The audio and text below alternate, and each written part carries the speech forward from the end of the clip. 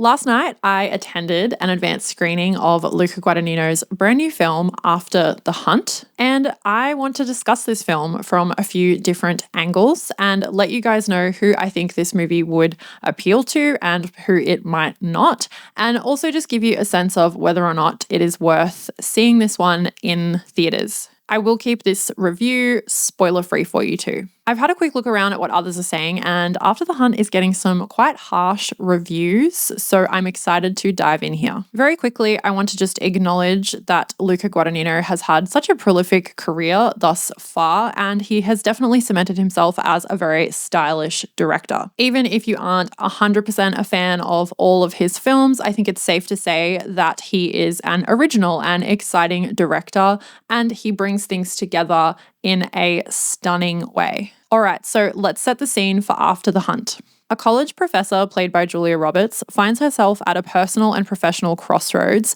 when a star pupil levels an accusation against one of her colleagues, and a dark secret from her own past threatens to come to light. The tagline to this film is, "Not everything is supposed to make you comfortable," and that is very apt for all of the things that are going on in After the Hunt. I think what is most interesting and unique about this film is that it spans across different generations who have polarizing lived experiences and ideas of how to tackle and deal with difficult life events. What After the Hunt did so well was highlight how Generation X love to bury and push down their trauma, whereas millennials and Gen Z prefer to broadcast it. I am not advocating for one or the other here. I think it would be nice to have a happy medium between the two, and I wonder if the director thinks the same. I think the extremities between the different generations here and those themes that are explored are very much a metaphor for everything that is going on socially and politically right now in our climate. Things are very polarized. They are very extreme. So without getting into whether or not I liked or enjoyed After the Hunt, I just commend it greatly for tackling something that is going to be very complex to discuss on screen. And it's definitely going to garner a negative reception from some people just because we are talking about something like cancel culture. I'm personally really enjoying that we are seeing these types of films like the recent Ari Aster film Eddington that's tackling what is going on right now, what we are all dealing with day to day, and when we have conversations with people, when we turn on the news, when we go on social media. I think it is refreshing to see these directors really confront these things and not shy away from them. But whilst Eddington felt quite centrist in its stance on these issues, I felt like After the Hunt was sort of leaning more towards the Gen X version of dealing with trauma. I'm not sure if that's because the director, Luca Guadagnino, falls more into that age bracket, so he kind of identified more with the older characters in it. But I will say, as a millennial, I felt kind of somewhere in between. I thoroughly enjoyed Julia Roberts in this role. I think there was such a sadness behind her eyes and the way she was having to push down so many feelings. She was very cold and kind of unfeeling, and I think she played this character really, really well. I enjoyed seeing her on screen. I feel like the Ayo Itobiri, I hope I'm pronouncing that right, I felt like her character was a little bit one-dimensional, and I really liked her in The Bear and a couple of other things I've seen her in, but in this, she did feel kind of one note, but I think she was meant to. I think that we were supposed to see a young woman who hasn't really had much lived experience, therefore she's not carrying all this weight, versus Julia Roberts, who has had, this long life. She's made decisions, she's discontented, she's not happy, and she's also hiding this, big secret. I do wish we got a little bit more of Chloe Sevigny here. She is so amazing, and I just would have liked to see her get more screen time. So After the Hunt has been getting some pretty scathing reviews. People are bringing up that they thought the plot was extremely messy. None of it landed.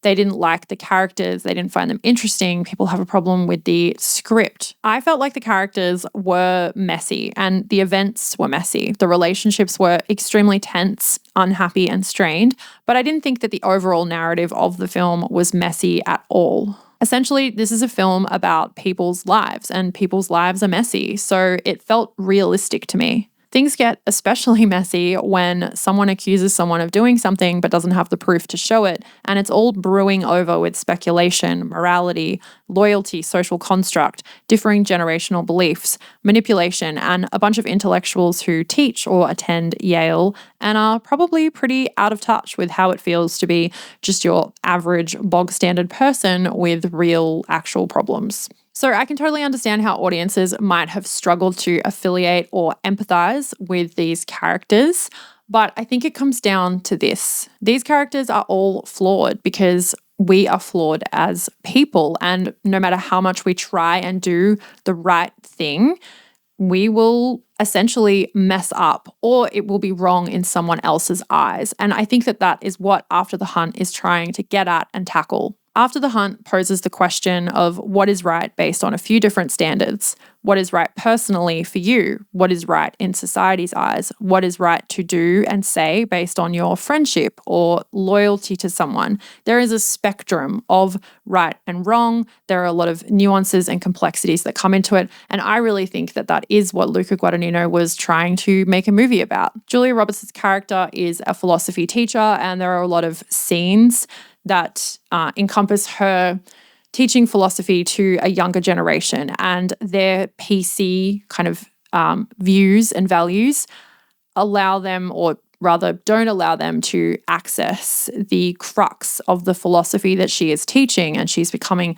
ever more frustrated with them. So I love the way that this highlighted the gap between someone of Julia Roberts' age to, someone who's maybe in their early 20s studying philosophy and how they might access that material. After the Hunt is most definitely not Luca Guadagnino's best attempt, but I think it is still a worthwhile entry. I don't personally think that it deserves any of the hate that it has been getting, but hey, that's just me. Something I want to point out here is the intense Woody Allen feel to this film that I personally enjoyed because I enjoy so many of his films. I'm talking about his films, not him as a person, and I believe that we should still be able to talk about flawed artists' work because it still has a place. Bringing this up even feels kind of ironic considering the theme of After the Hunt, and I am wondering if this was an intentional choice to choose font that is appeared in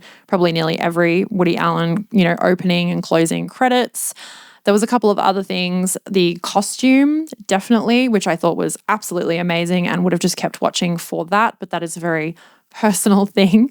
That all felt very, Annie Hall. We have these man business shirts and belts with these loafers and, oversized kind of blazers. It felt very Woody Allen. The characters and their problems also felt very reminiscent of Woody Allen characters. We're dealing with themes here like affairs, longing, discontentment, manipulation, game playing, and snarky, witty comments to one another in the dialogue, and wealthy, intelligent people wallowing in their own self-pity and life decisions. All of this sounds like a criticism, and it might sound really awful to you, that description, but for me, this is exactly the kind of thing I want to see portrayed on the screen. These are characters that I am interested in and I want to spend time with, but I can fully understand other people not feeling like that. I like to see the, rich, wealthy, searching for meaning and happiness and failing miserably. It makes me feel better. This film had an interesting score by Trent Reznor and Atticus Ross, who did the amazing score to Luca's film Challenges. It added an almost 90s crime thriller vibe to the film that kind of made me wish that we had the insertion of like a missing person or a murder just to kind of like amp things up a little bit, because the film was quite slow. It was meandering. At times, just very slightly, I would feel the runtime, but I would be pulled back in by, the camera work or the performance or the costume. The moodiness and general low light, cooler tones of this film reminded me at times of David Fincher, maybe something like The Social Network in particular. It didn't necessarily look like a Luca Guadagnino film in this way, but the camera work was definitely inventive and different and apparent, which is a hallmark of his at this point.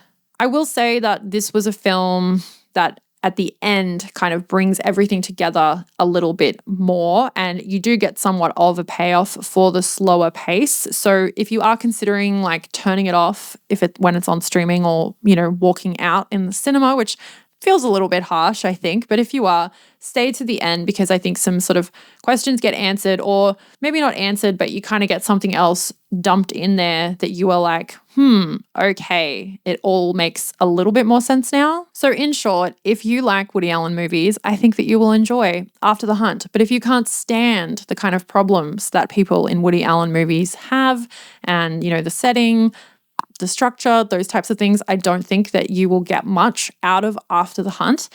If you're a really big fan of Luca Guadagnino, I think there's a chance that this could fall short for you, because it does feel like a bit of a departure from his other films. I would hope that if you are a fan of him, you will give this a go though, because I do think it was interesting. I think it was brave to tackle a topic like this. I am very curious to see what Luca Guadagnino is going to bring us with his adaptation of American Psycho. I 100% think that there will be a lot of backlash to taking on such sacred material, and I once again commend him for doing this. I believe in him and think that he will do a great job. So I'm very, very excited to see that one. If you've seen After the Hunt, or you are thinking about it, let me know below. Let me know your thoughts. I would love to discuss. I definitely recommend seeing it with someone. I saw it with my mum and we had many chats afterwards, but I'm kind of, I'm really itching to discuss it with more people. So if you can see it with someone and talk about it afterwards, I think it definitely would benefit from that. Thank you so much for watching, guys. There's a lot of new people here. I have many more listicle videos and essays, stuff like that on here, and I'm excited to bring you more videos. So click subscribe so you don't miss out, and I'll see you guys in the next one.